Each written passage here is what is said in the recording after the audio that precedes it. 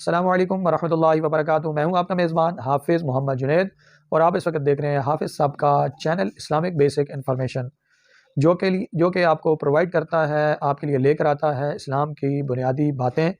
جو کہ آپ کے لیے، میرے لیے، تمام عالم مسلمانوں کے لیے انتہائی ضروری باتیں ہوتی ہیں۔ اور اگر ہم ان باتوں پر عمل شروع کر دیں تو انشاءاللہ اللہ کے فرائض کو ادا کرنے والے ہو جائیں گے۔ آج میں کچھ رمضان کے فضائل اور ان کی امپورٹنس، رمضان کی باتوں کے بارے میں جو امپورٹنس اہمیت ہے اس کے بارے میں آپ سے ڈسکشن کرنے والا ہوں۔ تو امید کرتا ہوں آپ میری باتوں کو توجہ سے سنیں گے اور ضرور شیئر کریں گے، اور اینڈ تک دیکھنا مت بھولیے گا، کیونکہ آپ کو بہت ہی مزہ آنے والا ہے۔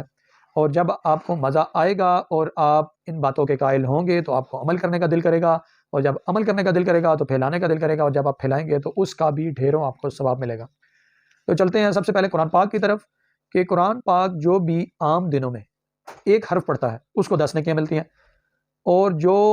3 حرف یعنی الف لام میم، یہ 3 حرف ہیں، فقہا لکھتے ہیں یہ ایک حرف نہیں ہے، یہ ایک لفظ نہیں، یہ 3 حرف ہیں، اور جو ان 3 حرفوں کو پڑھتا ہے تو اللہ پاک اس کو 30 نیکیاں عطا فرما دے۔ اور جب کہ آپ اگر نمازوں کی بات لے لیں رمضان کے اندر، تو ہر چیز کا درجہ اللہ پاک 70 گنا بڑھا دیتے ہیں۔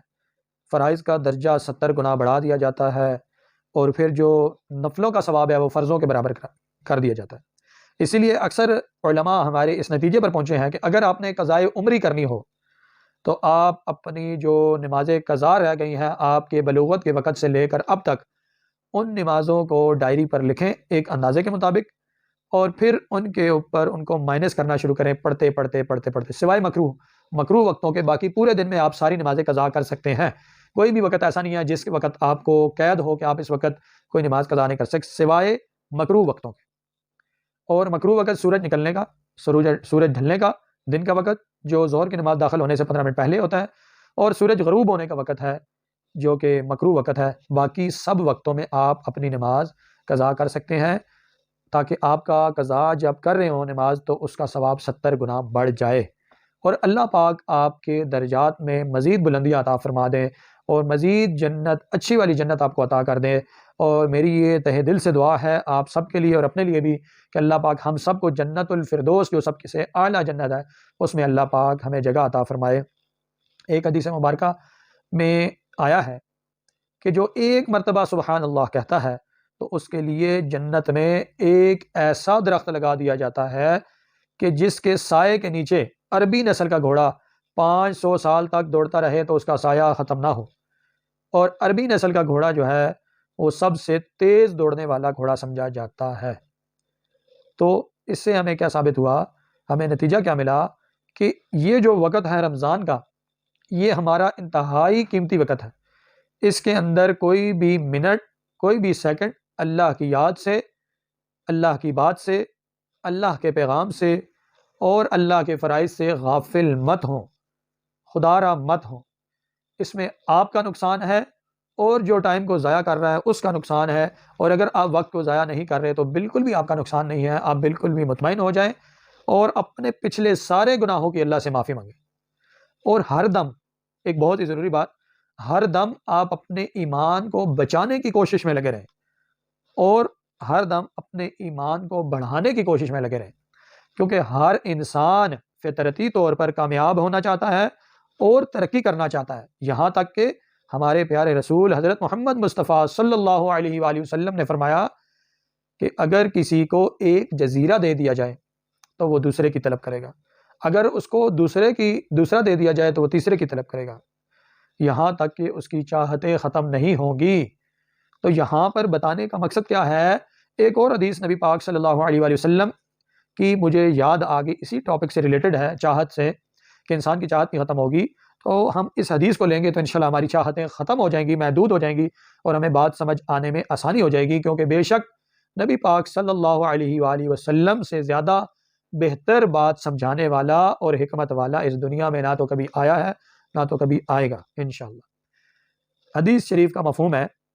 عربی اس کی کچھ یوں ہے: الدنیا سجن المؤمن و جنت الکافر۔ دنیا مومن کے لیے قید خانہ ہے اور کافر کے لیے جنت ہے۔ اب جنت میں کیا ہوگا، اب اس کی وضاحت کو سن لیں، کہ جنت ہے چاہتیں پورے کرنے کی جگہ۔ اور قید خانہ کیا ہوتا ہے یہ تو آپ سارے ہی عقل مند لوگ، باشعور لوگ بڑے اچھے طریقے سے جانتے ہیں کہ قید خانے میں اپنی مرضی نہیں چلتی،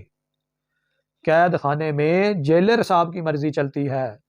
جیسا انہوں نے اصول بنا دیے ان اصولوں پر وقت گزارنا پڑے گا۔ بے شک وقت ہمارا اپنا ہے، بے شک زندگی ہماری اپنی ہے، لیکن ہماری زندگی بھی ان کے تابع، ہمارا وقت بھی ان کے تابع، ہماری محنت اور مشقت بھی ان کے تابع۔ اب جو وہ کہیں گے وہ کام کرنا پڑے گا، جس وقت وہ کہیں گے کھانا کھانا پڑے گا، جس وقت وہ سلائیں گے سونا پڑے گا، جس وقت وہ اٹھائیں گے اٹھنا پڑے گا۔ تو جیل کی زندگی میں اور ہمارے پیارے رسول نے جو زندگی بتائی اس میں اتنا ہی پیار اور اتنا ہی اچھائی ہے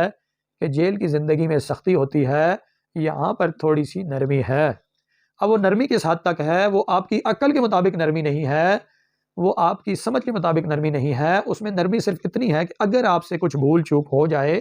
تو اس کے اوپر فوراً ندامت کر لیں کہ یا اللہ یہ جو نماز میں نے با جماعت پڑھنی تھی، وقت پر پڑھنی تھی، میری کاہلی اور سستی اور غفلت کی وجہ سے اور نیند کے غلبے کی وجہ سے میں فجر کی نماز با جماعت نہیں پڑھ سکا، میں مسجد میں جا کر نہیں پڑھ سکا، میں وقت پر نہیں ادا کر سکا اور میری نماز قضا ہو گئی۔ اے اللہ میں سچے دل سے تجھ سے معافی مانگتا ہوں، مولا تو مجھے معاف فرما دے۔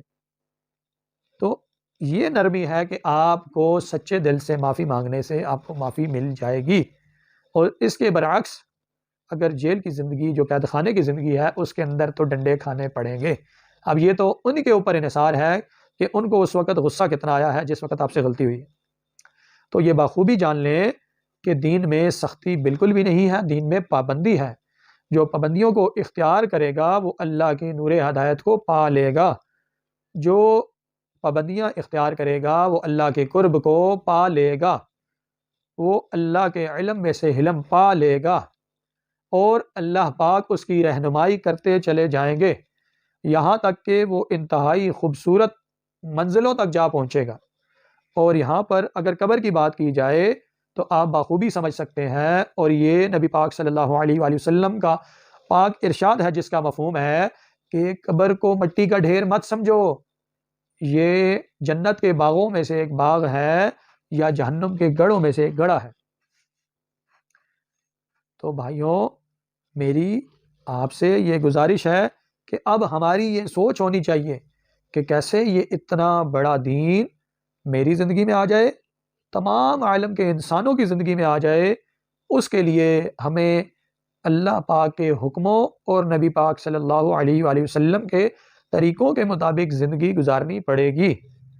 اور جیسا ہمارے نبی پاک صلی اللہ علیہ وآلہ وسلم نے دین کی محنت کی ویسا ہی ہمیں محنت کرنی پڑے گی، سینہ بسینہ علم پہنچانا پڑے گا۔ اس کے لیے ہمیں تھوڑا سا وقت چاہیے تاکہ ہم اپنی سوچوں کو صاف ستھرا کر لیں،